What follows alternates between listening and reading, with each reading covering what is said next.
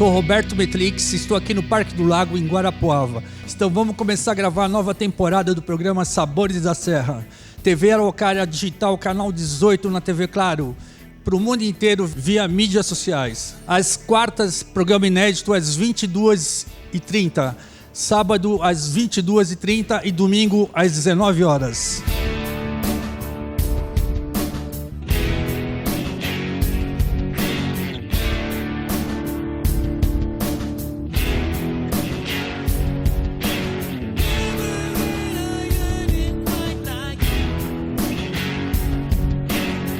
O senhor costuma frequentar o parque aqui?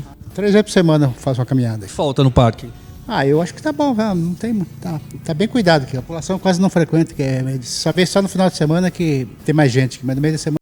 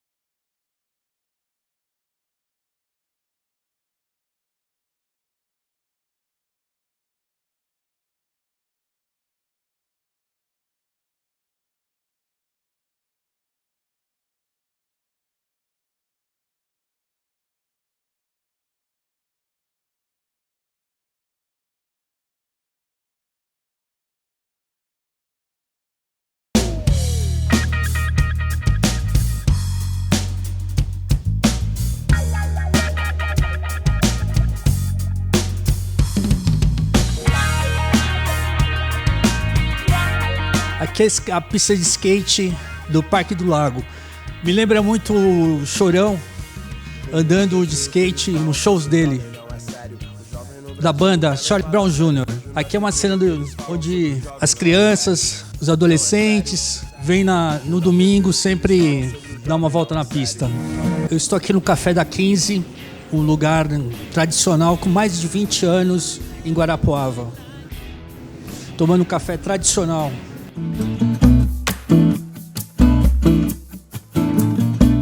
Eu estou aqui hoje com a Adriane Machado, chefe do restaurante Arigatô. Adriane, que tipo de cozinha você oferece aqui em Guarapuava? Então, nós trabalhamos com a comida caseira, tudo preparado no dia, os ingredientes frescos. O cliente pode chegar, tem a opção do buffet. A gente também tem a opção de peixe, bife acebolado, frango grelhado, carne suína frita. Está fora do buffet devido ao preço, né, que é preço popular. A pessoa tem acesso a tudo isso no preço de R$10,99. Comida de verdade, com tempero de alho, cebola, nada de coisa industrializada. É comida bem caseira mesmo. Na opção de hoje, a gente tem essas opções de salada. Todo dia varia, todo dia é diferente. Hoje nós temos a selga ao molho shoyu, o repolho, cenoura, beterraba, mix de folhas e salada de frutas. Que muitas pessoas não gostam de comer a sobremesa por ter açúcar, aí eles vêm e comem uma frutinha depois do almoço. No cardápio quente a gente tem arroz integral, feijões, farofa, bolinho de arroz. Hoje a opção é o espaguete com molho de frango desfiado, a moelinha de frango que o povo adora. Eu também adoro moela. Toda segunda-feira temos a moela de frango e o tradicional super frango empanado que o povo não vive sem. O povo não vive sem mesmo. E batata frita. Aí todo dia o cardápio é diferente. A única coisa que permanece é o arroz e os feijões ali, que é padrão, né? O restante, tudo muda. Todo dia, uma coisa diferente. Adriane, eu vou degustar agora. Mas pode ficar à vontade, pega um pratinho e fica à vontade e aproveite para ser um dos primeiros clientes a se servir. Pega tudo bem fresquinho. Depois dá um feedback do que você acha da nossa comida.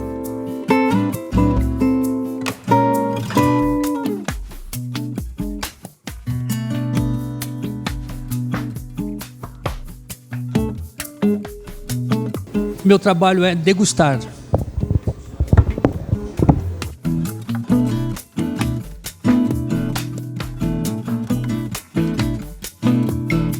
Eu fiz aqui um mix: cenoura, beterraba, tomate, algumas folhas e usando o tempero italiano. Recomendo.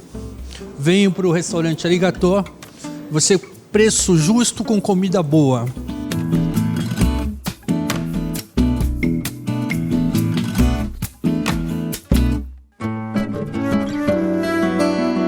O programa Sabores da Serra está na Casa Joaquim, que abriga o Instituto Histórico de Guarapuava e a Academia de Letras, Artes e Ciências de Guarapuava.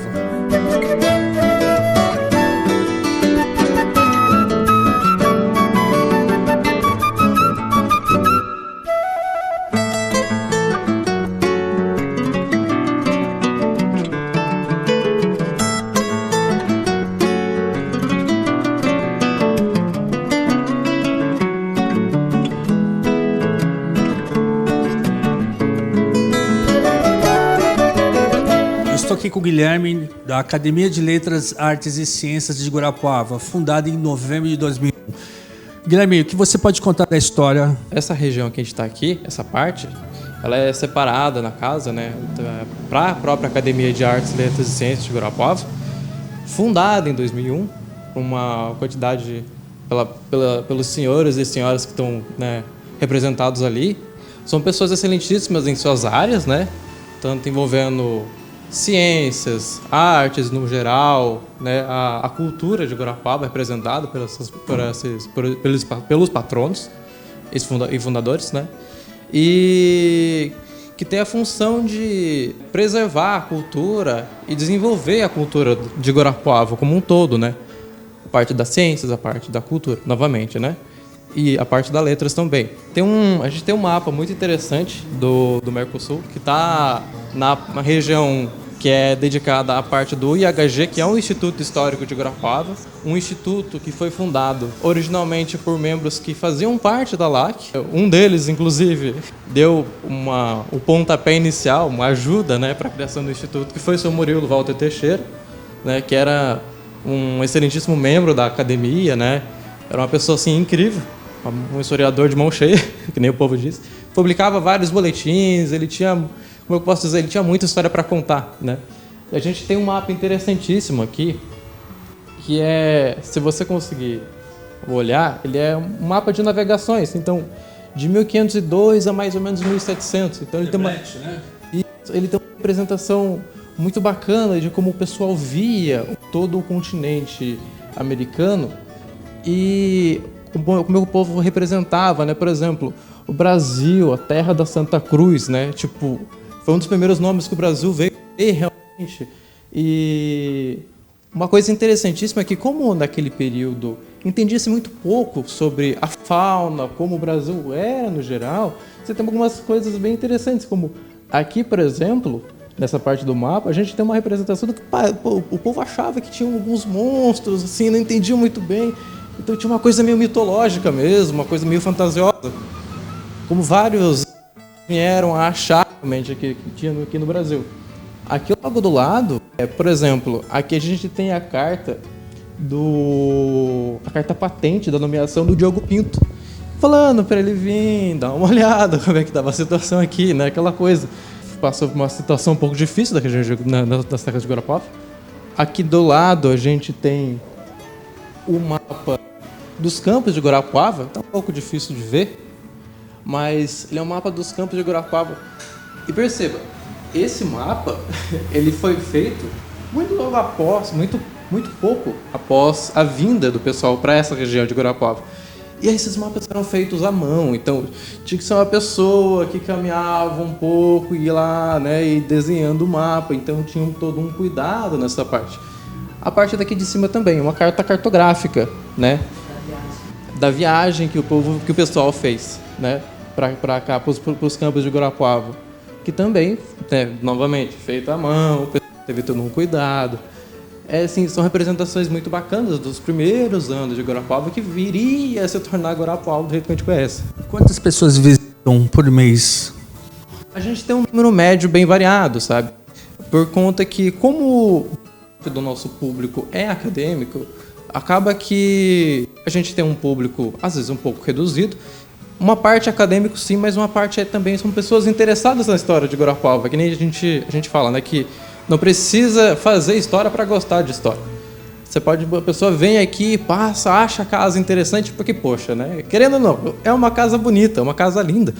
E o pessoal vem, pede para olhar. Então, a gente tem uma quantidade de visitas bem variada. Às vezes é a coisa de umas 15 pessoas na semana, às vezes menos, às vezes acaba vindo um pouco mais. Você não precisa fazer história para gostar de história. E essa casa aqui, ela chama, ela destaca no meio desse visual daqui de Guarapuava. Principalmente por ter todo esse caráter, né, colonial.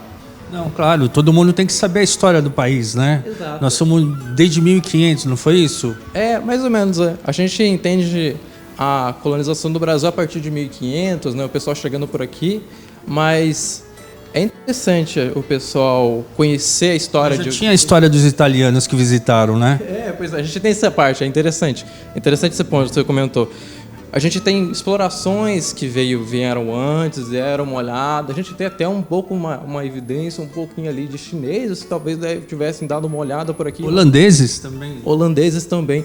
A gente tem, então, o pessoal já passou por aqui. Não foram a gente diz, não foi, os portugueses não foram os primeiros a botar o pé aqui. Tanto que já tinha indígena, né? O pessoal já estava por aqui, né? Fazia um tempão. Mas a fazer uma visita, a fazer um mapa ali, né?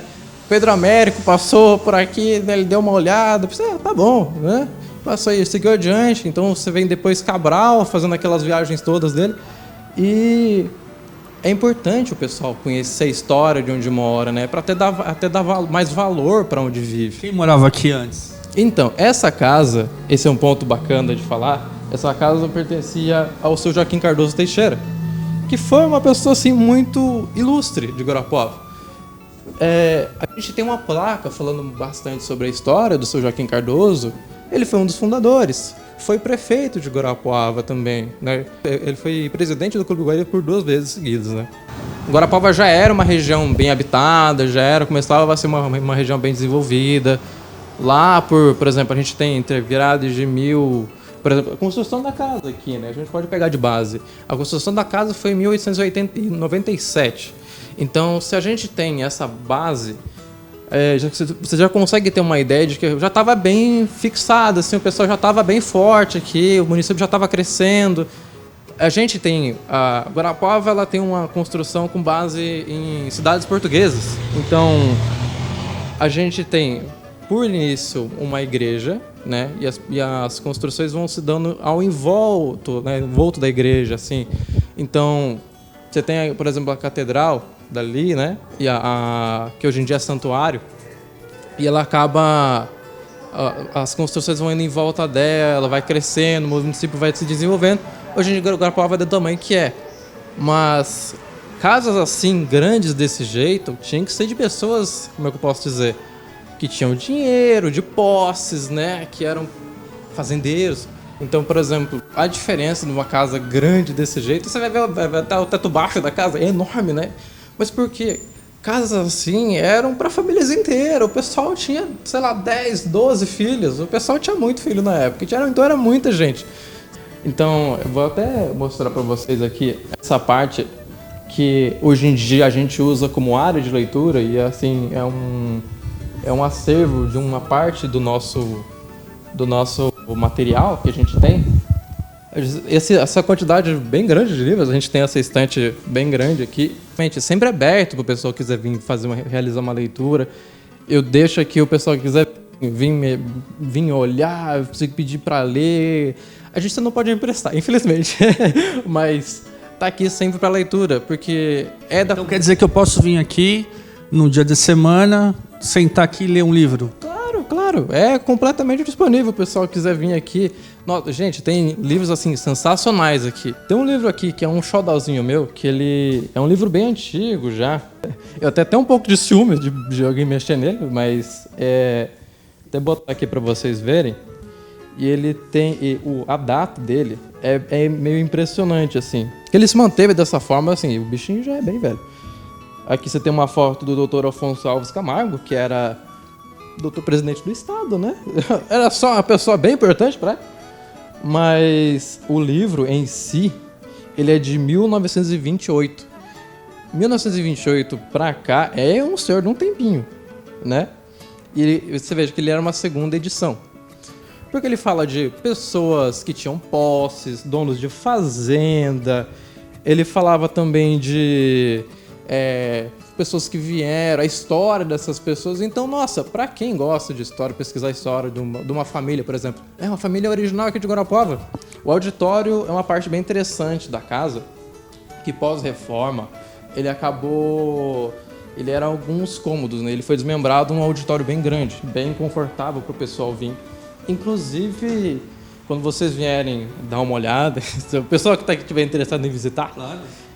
Vão ver que as cadeiras... A gente pode ver as cadeiras, mobília, né? Isso. O visitante ele tá por aqui, ele pode andar, olhar, pedir para eu explicar alguma coisa, eu vou estar aqui para explicar. Então, se você for ver o auditório, realmente é um auditório bem grande, né? Aqui a gente tem várias apresentações culturais. A ideia da Folia do Divino é aquele tipo de celebração que o pessoal vai entrando na casa, vai celebrando, vai cantando, aquela coisa toda. E aí, o pessoal chega, o padre vem junto, ele faz uma celebração, uma oração, né, para abençoar a casa e todos aqueles que estão aqui.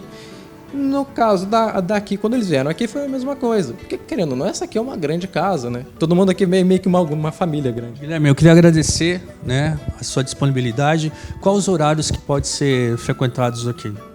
Então, aqui geralmente é aberto no período da tarde. Eu vou estar por aqui durante as 1h30 até as 5h30. Religiosamente à tarde, mais ou menos das 1h30 até as 5h30. Se tiver algum evento, por exemplo, uma apresentação cultural aqui, algo do gênero, a gente estende, vai ter mais à noite. E o pessoal está sempre convidado a vir aqui e a participar.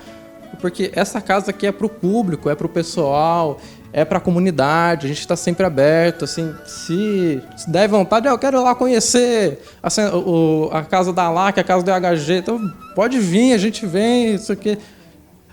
A gente vê que quiser marcar um horário para vir depois, também pode fazer, a gente pode ter essa conversa. Assim, está sempre disponível. É para a comunidade, essa casa aqui pertence à comunidade. Então tá sempre disponível para o pessoal vir, olhar. Se quiser quiser pedir autorização para fazer algum evento dentro da casa também, tá liberado. O pessoal aqui é sempre muito contente em receber pessoas de fora, assim.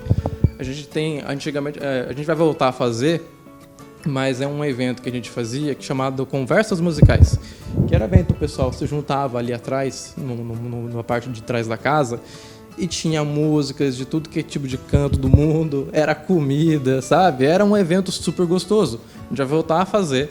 O evento, né? Vai ter o inverno aqui, todo mundo sabe como o inverno de Guarapuava, ele judia. Então, Guilherme, eu coloco à disposição a TV, o programa Sabores da Serra, tá? Obrigado pela entrevista, né? Agradeço. E sucesso na empreitada. Vamos divulgar, né? Vamos divulgar, claro, para as pessoas saberem que podem passear aqui, né? Escola, mesmo o turismo do Paraná. Sim, não, tá convidadíssimo. O pessoal que quiser vir aqui, a gente vai estar super alegre em receber.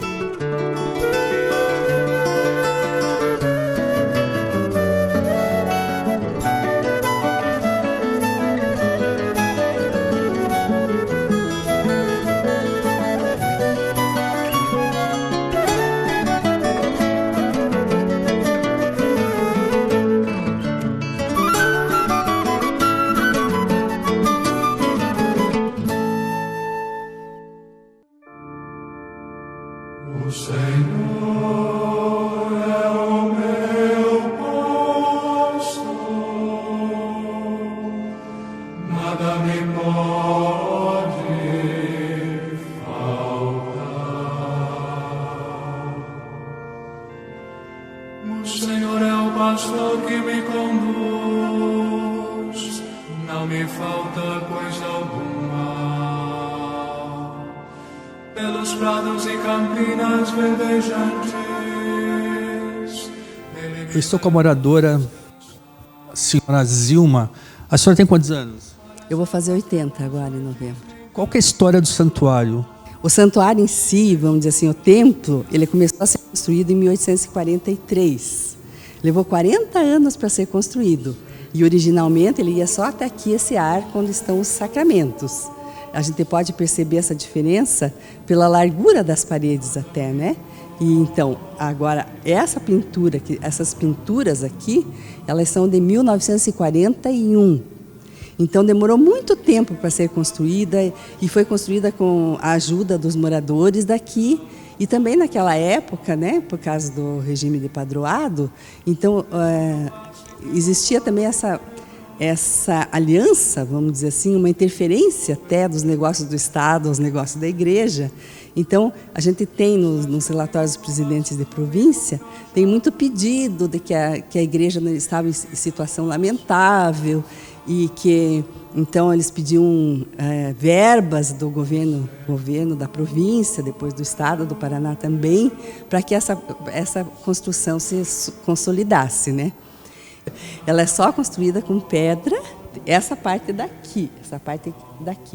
E acredita-se que havia até uma morada, os camaristas, como eram chamados os vereadores, eles faziam reuniões aqui no começo. Então, essas laterais, eu acho que era a morada dos padres e até... Ela está sendo restaurada agora? Não, eu não vou dizer restaurada, porque restauração é uma coisa muito cara, né? Então, ela está sendo preservada. Então, está se fazendo um trabalho para que ela não se perca, porque tem muitas partes em madeira, não é? Então, isso aí, sabe, que pega cupim, essas coisas todas. O santuário está sendo preservado. Era uma igreja matriz, depois passou a igreja de Nossa Senhora de Belém, depois passou a catedral durante um período, daí foi construída a nova catedral e hoje foi transformada em santuário, acho que faz bem uns 2 anos. Vocês recebem caravanas aqui, né? Sim, porque as que tem... Por ser santuário, né, então vêm pessoas da região toda, porque Guarapuava, ela atende uma região inteira, né? Guarapuava atende uma região imensa, tanto com relação à parte de saúde, como com relação à parte religiosa, porque a diocese de Guarapuava é muito grande. Então vêm esses ônibus de outros lugares. Por que diocesana? Diocese, por causa que tem um bispo. Esse bispo, se eu não me engano, são 41 municípios que pertencem à diocese. Então tem... o Paraná todo é dividido em dioceses, né? E essas dioceses são em determinados municípios, de determinadas regiões, né? O Guarapuava é uma extensão muito grande mesmo. Então, ela tem um bispo que dirige, né? E que também, vamos dizer assim, faz as celebrações religiosas também. E existe peregrinação, né? Sim. Os domingos, é isso? Por causa do santuário, por ser santuário. Quando ele foi transformado em santuário, tem as celebrações litúrgicas, né, semanalmente, e também recebem, eles fazem agendamento, tudo, e a pessoa vem, então, e visita, e daí a gente explica mais ou menos a história. Porque, na realidade, eu tenho a documentação, isso tudo é documentado, nada a gente está inventando, de que eles pegaram um modelo de uma igreja de São Paulo. Depois, ela sofreu também alterações. E também alterações muito na fachada, porque Guarapuava era a situação limítrofe com a Espanha, no caso, porque era Portugal e Espanha. Se os portugueses não viessem para cá, eles acabariam perdendo. Como é que eram as celebrações? Bom, a gente tem tudo documentado, porque o padre Chagas deixou. Tanto que hoje em dia, Guarapuava, desde a época da Atalaia... O padre não ficava de frente para a igreja, né? Ficava de costas, né? Não, isso aí é depois de 1961 que ele... E daí, a partir de 1961, é que se começou também a fazer as missas na língua do povo. Porque antes era em latim, o padre ficava de costas. Ali tinha uma murada, vamos dizer assim. Então, as pessoas vinham, uma leva de pessoas, ficavam de joelhos por aqui, para a esquerda para a direita, dando a comunhão. Você recebeu a comunhão, você levanta e vai para outro tanto de pessoas. É a única hora que ele se voltava para os fiéis, né, na hora de dar a comunhão. Aqui era o púlpito, ali nesse canto. E o padre via a escada, está lá o púlpito também. Um resto do púlpito está lá em cima, na galeria. O padre subia porque dava mais autoridade. Ele falava do alto. Ele não falava no mesmo nível dos fiéis, né, no caso. Mas a gente percebe assim que havia até a diferença. homens para um lado, mulheres para o outro, mulheres casadas com véu preto, mulheres solteiras com véu branco e separado, assim, homens e mulheres, né? E antigamente as pessoas, vamos dizer assim, as autoridades do lugar, eles até podiam ficar lá para cima, porque a igreja originalmente ela era uma fortaleza, é um paredão, assim, um paredão de tijolo, sabe? Daí eles puseram, não tinha nada em cima. Daí eles puseram um anjo Gabriel, que é aquele que está lá em cima, não está aparecendo agora, mas ele está. Durante um tempo ficou o anjo Gabriel lá. Daí um senhor que ia jogar no Guaíra, que tinha muito jogo no Guaíra, né? Jogo de carta. Ele estava passando por aqui e pediu para o anjo que, por favor, ajudasse, que ele estava endividado, que ele precisava ganhar no jogo. E vai jogar e não ganha, ele perde, ele volta e dá uns tiros no anjo, está lá até a marca, né? No anjo que está resgatado, está lá em cima nas galerias. E daí, então, eles tiram o anjo, né?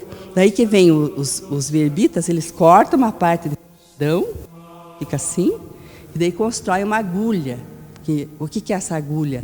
É para o infinito, assim, sabe?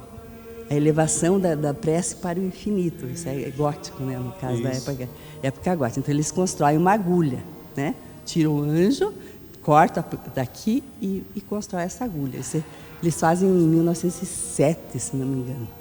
Está ligada, sabe, a história? Porque o Padre Chagas vem para cá em 19, né? Só ele vem para cá em 19.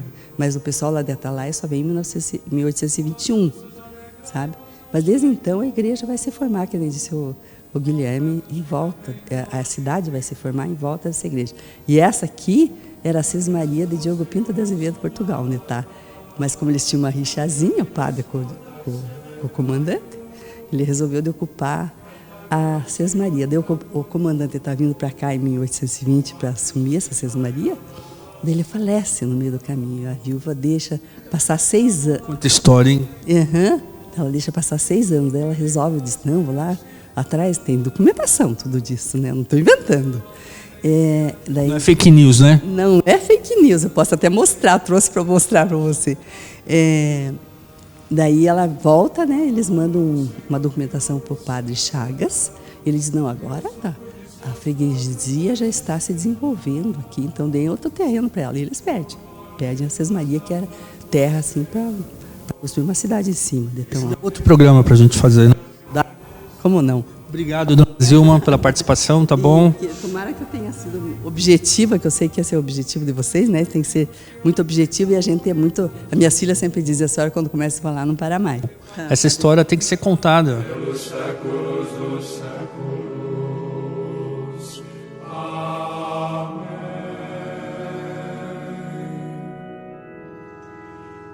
Acabaiana.